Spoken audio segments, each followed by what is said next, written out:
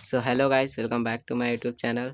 और आज हम अपना asexual reproduction in multicellular organism को समझने वाले एकदम डिटेल में कि मल्टीसेलुलर ऑर्गेनिज्म मतलब मल्टीपल सेल वाले ऑर्गेनिज्म जिसमें एक से ज़्यादा सेल होते हैं वो कैसे असेक्सुअल रिप्रोडक्शन को परफॉर्म करते हैं, मतलब बिना गैमेट के कैसे नए ऑर्गेनिज्म का फॉर्मेशन होता है मल्टीसेलुलर ऑर्गेनिजम्स में। तो आज हम देखने वाले। और इसके पहले वाले वीडियो में हमने अपना देखा था असेक्सुअल रिप्रोडक्शन इन यूनिसेलुलर ऑर्गेनिज्म, मतलब यूनिसेलुलर ऑर्गेनिज्म कैसे असेक्सुअल रिप्रोडक्शन परफॉर्म करते वो हमने पिछले वीडियो में देखा था। और उसमें हमने 3 टाइप देखे थे असेक्सुअल रिप्रोडक्शन इन यूनिसेलुलर ऑर्गेनिज्म के। पहला था बाइनरी फ्यूजन, फिर था मल्टीपल फ्यूजन, फिर था बडिंग। वो तीन चीज़ें हमने देखी थी और उसको हमने एकदम डिटेल में समझा था। अगर आपने वो वाला वीडियो नहीं देखा है तो प्लीज़ देख लो, वो बहुत ही ज़्यादा इंपॉर्टेंट है। तो चलिए स्टार्ट करते हैं हम लोग आज का जो हमारा टॉपिक है। तो asexual reproduction multi cellular organisms में कैसे होता है। मल्टी सेलुलर ऑर्गेनिज्म का मतलब क्या, मल्टीपल सेल वाले ऑर्गेनिज्म, मतलब जिसके पास एक से ज़्यादा सेल्स होते हैं, मतलब बहुत सारे जो सेल्स होते हैं एक से ज़्यादा, कितने भी सेल्स हो वो मल्टी सेलुलर ऑर्गेनिज्म कैसे असेक्सुअल रिप्रोडक्शन करते हैं विदाउट इन्वॉल्वमेंट ऑफ गैमेट, कैसे असेक्सुअल रिप्रोडक्शन करते हैं वो आज हम समझने वाले हैं। तो इसके भी 5 टाइप है, इसके 5 टाइप है। पहला जो है वो है फ्रेगमेंटेशन, दूसरा है रीजनरेशन, तीसरा है बडिंग, और चौथा है वेजिटेटिव प्रोपगेशन, और पांचवा है स्पोर फॉर्मेशन। ये इसमें 5 टाइप से, तो सबको हम समझेंगे। तो सबसे पहले हम स्टार्टिंग करते हैं फ्रैगमेंटेशन से। तो फ्रैगमेंटेशन से स्टार्ट करते हैं हम लोग कि फ्रैगमेंटेशन क्या है, कैसे होता है फ्रैगमेंटेशन, वो पहले हम समझ जाते हैं। तो देखो, जो ये फ्रैगमेंट वर्ड है फ्रैगमेंटेशन, इसका पहले हम मतलब समझते हैं। देखो, फ्रैगमेंट का मतलब होता है टुकड़ा, हिस्सा। फ्रैगमेंट का मतलब होता है ऐसे टूट जाना, दो टुकड़े हो जाना किसी चीज़ के, और वो जो टुकड़े रहते हैं उनको बोलते हैं फ्रैगमेंट, समझे। मतलब समझ लो कोई एक पेंसिल है और मैंने उसको बीच से तोड़ दिया, तो मेरे पास अब 2 पेंसिल हो गए और ये दोनों को हम बोलेंगे फ्रैगमेंट बोलेंगे। तो समझे ना, फ्रैगमेंट का मतलब क्या होगा, टुकड़ा, हिस्सा बोल सकते हैं हम कि एक हिस्सा है ये, उस पेंसिल का ये एक हिस्सा है, समझे। तो इसको हम समझते हैं एकदम डिटेल में डेफिनेशन से। पॉइंट है यहाँ पे, पहला पॉइंट देखते हैं। और यहाँ पे डायग्राम भी है स्पाइरो वगैरह का। तो पहले देखते हैं point, first point, this type of asexual reproduction occur in multi cellular organism.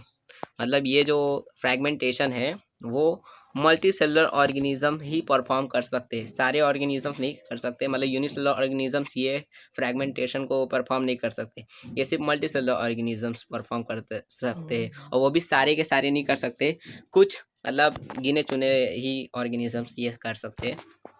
तो देखते हैं आगे। In this type of reproduction the body of parent organism break up into many fragment, each fragment start to live as an independent new organism.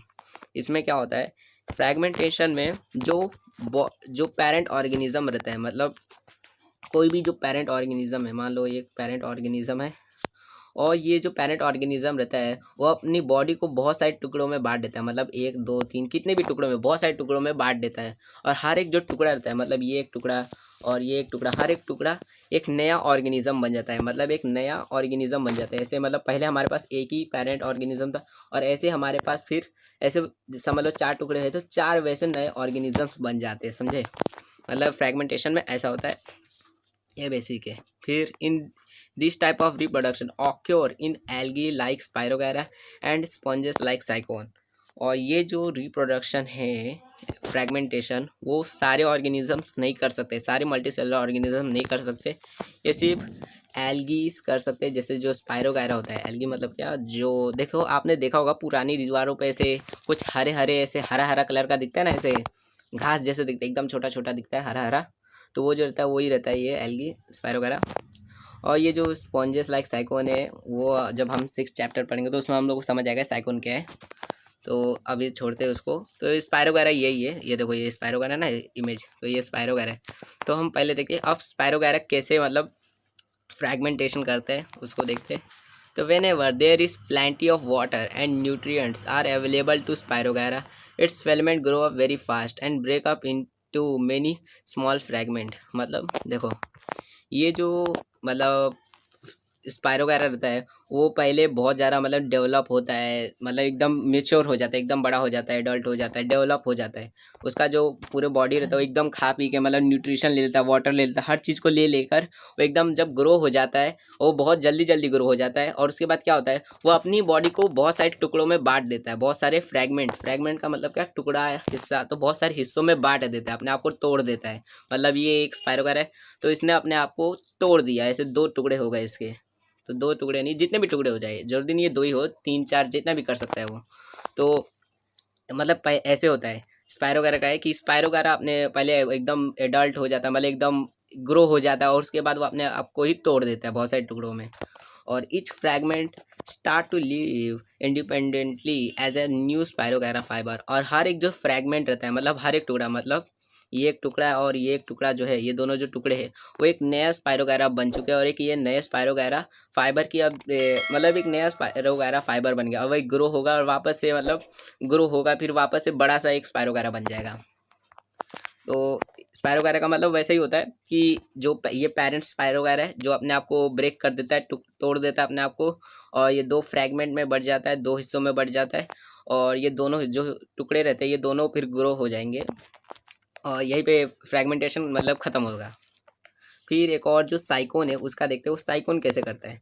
तो if the body of sycon break up accidentally into many fragment, each fragment develop into new sycon. और अगर मान लो जो sycon है, मतलब वो जो organism है, मल्टीसेलुलर ऑर्गेनिज्म साइकोन, अगर उसकी बॉडी एक्सीडेंटली मतलब गलती से टूट गई, बहुत सारे टुकड़ों में टूट गई, तो हर एक जो टुकड़ा रहेगा, मतलब समझ लो 5 टुकड़ों में टूट गई, तो 5 टुकड़े जो रहेंगे वो एक नया साइकोन बन जाएंगे, मतलब 5 नए साइकोन मिल जाएंगे एक साइकोन से। मतलब फ्रैगमेंटेशन में हमें एक ऑर्गेनिज्म रहता है जो अपने आप को ही तोड़कर नया ऑर्गेनिज्म बनाता है। फ्रैगमेंटेशन में ऐसा ही होता है कि एक ऑर्गेनिज्म रहेगा जो जो पेरेंट ऑर्गेनिज्म रहता है अपने आप को ही तोड़ देता है और बहुत सारे टुकड़ों में बांट देता है, और हर एक जो टुकड़ा रहता है वो ही एक नया ऑर्गेनिज्म रहता है, समझे। तो फ्रैगमेंटेशन इधर ख़त्म हो गया। तो आपको फ्रैगमेंटेशन समझ आ गया होगा। तो अब हम अपना रीजनरेशन समझते हैं कि रीजनरेशन क्या होता है। तो चलिए देखते हैं रीजनरेशन क्या है।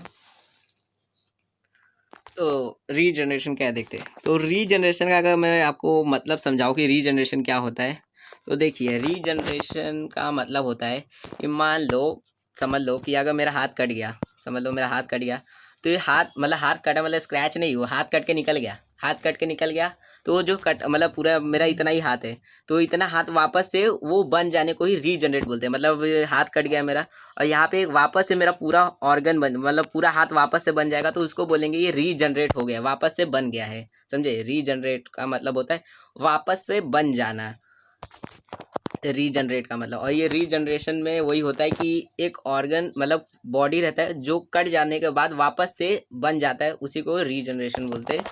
तो चलिए देख लेते हैं, इसको हम समझ जाएंगे, ईजी है एकदम। You may know that the wall lizard break up and discard some part of its tail in emergency. Discarded part is regenerated after a period. This is an example of limited regeneration। मतलब देखो आपने अपने दीवारों पे तो एक common है जो चिपकली देखी होगी, वॉल लिज़ार्ड का मतलब चिपकली।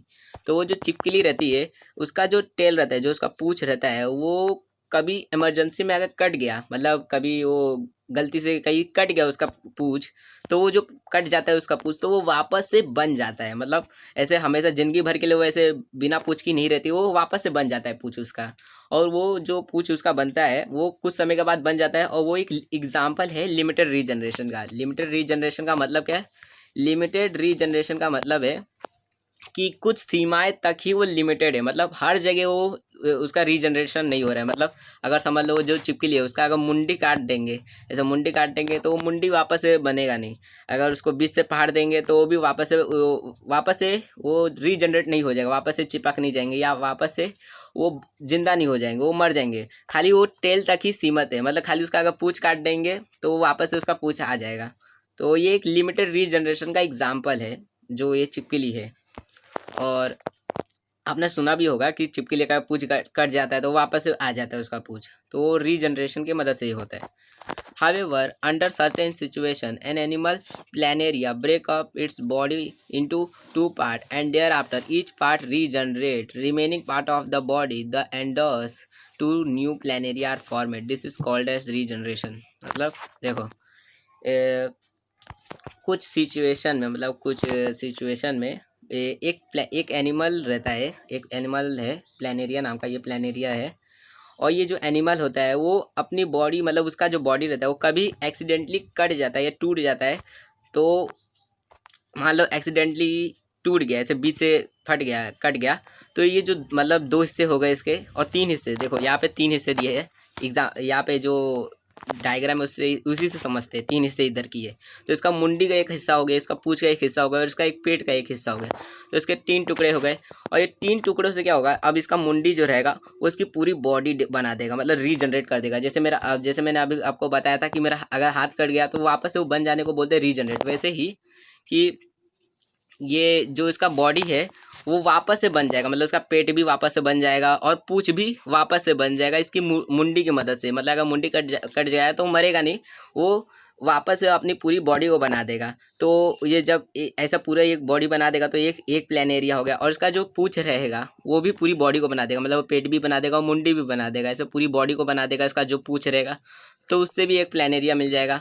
और फिर जो इसका पेट रहेगा वो भी मुंडी और पूंछ दोनों को बना देगा। तो मतलब इसका पूरा जो बॉडी रहता है वो एक स्पेशल टाइप के सेल्स से बना हुआ रहता है, जो अपनी पूरी बॉडी को बना सकता रहता है। मतलब उसका कुछ भी कटे, मतलब पेट कटे, मुंडी कटे, पूंछ कटे, उससे वो जो बचे हुए, मतलब जो बचे हुए बॉडी पार्ट रहते हैं वो बाकी के जो पार्ट इसके पास नहीं है, जो कट गए हैं, उसको वापस से बना देता है। इसके कुछ ऐसे स्पेशल टाइप के सेल्स होते हैं इसके बॉडी में, जो उसकी पूरी बॉडी को बना सकते हैं, इसलिए रीजनरेशन होता है। आपने वो देखा होगा टीवी में कि कोई ऐसे, समझ लो किसी का ऐसे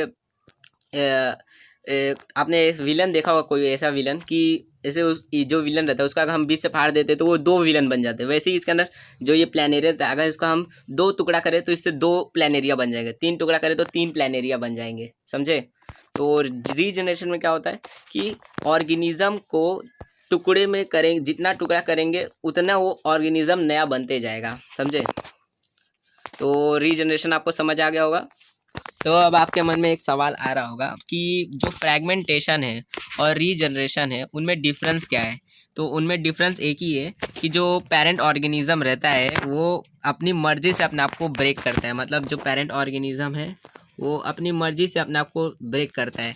और जो रीजनरेशन में जो पेरेंट ऑर्गेनिज्म रहता है वो अपनी मर्जी से ब्रेक नहीं करता, वो एक्सीडेंटली सिर्फ हो सकता है, मतलब वो खुद से नहीं कर सकता। जैसे अब हम अपना हाथ खुद से नहीं काट सकते, वैसे ही वो जो रीजनरेशन में जो ऑर्गेनिज्म रहते हैं वो अपने आप खुद की, मतलब अपनी मर्जी से उन लोग अपने आप को ब्रेक नहीं करते। जैसे लिजार्ड जो है वो अपनी मर्जी से अपने पूंछ को नहीं काटता, वो इमरजेंसी में कट जाता है, मतलब एक्सीडेंटली कट जाता है।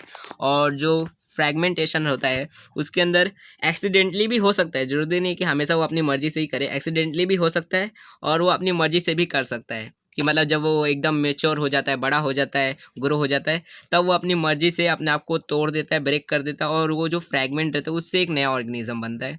और रीजनरेशन में जो उसके बचे हुए बॉडी पार्ट्स रहते हैं वो उसकी पूरी बॉडी को बना देते हैं, मतलब मुंडी बचा तो उसकी मुंडी पूरी बॉडी को बना देगी, और टेल बचा है तो टेल से उसकी पूरी बॉडी बन जाएगी, और उसका खाली बीच का हिस्सा बचा है तो बीच के हिस्से भी उसके मुंडी और पूंछ दोनों बन जाएंगे। तो रीजनरेशन और फ्रैगमेंटेशन में ये डिफरेंस है। तो हो सकता है आपको पेपर में कहीं डिस्टिंग बिटवीन आया, तो ये पॉइंट आप लोग लिख सकते हो कि ये जो डिफरेंस है वो लिख सकते हो आप लोग। तो इस वीडियो में आज हम लोग यहीं तक देखेंगे, अपना फ्रैगमेंटेशन और रीजनरेशन तक ही देखेंगे। हम लोग अपने नेक्स्ट वीडियो में बडिंग, वेजिटेटिव प्रोपगेशन और स्पोर फॉर्मेशन को समझेंगे कि वो क्या होते, कैसे होते। तो प्लीज़ आप हमारे चैनल को सब्सक्राइब कर लीजिए, ताकि जब मैं वो वाली वीडियो अपलोड करूँ तो उसकी नोटिफिकेशन आपको मिल जाए और वो वाली आप वीडियो देख सके। और वीडियो अगर अच्छा लगा है, समझ आए आपको, तो वीडियो को लाइक कर दीजिए, और इस वीडियो को अपने फ्रेंड्स के साथ ज़रूर शेयर कर देना, और इंस्टाग्राम पे भी फॉलो कर देना, और फेसबुक पेज पे भी फॉलो कर देना, ठीक है। अपने फ्रेंड्स के साथ शेयर करना बिल्कुल भी मत भूलना। तो हम अपने नेक्स्ट वीडियो में मिलेंगे।